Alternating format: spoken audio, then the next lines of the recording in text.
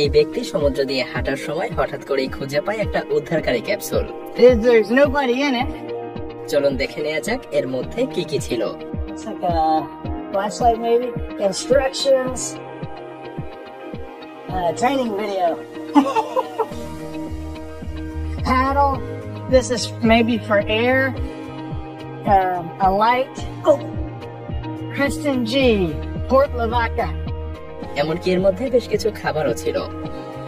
গ্রিসের একটা সমুদ্র সৈকতে এক ব্যক্তি তার কুকুর নিয়ে ঘুরতে আসে, আর সে দেখতে পায় বিভিন্ন ধরনের অদ্ভুত বস্তু। এমনকি তিনি কয়েক মাস পরে এসে আবারও 2টা বোট খুঁজে পায়। সাথে ছিল প্রাথমিক চিকিৎসা দেওয়ার জন্য একটা টুল বক্স। এমনকি তিনি একটা ক্যামেরাও পেয়েছিলেন। আসলে এগুলো সব একটা ঝড়ে ভেসে এসেছিল।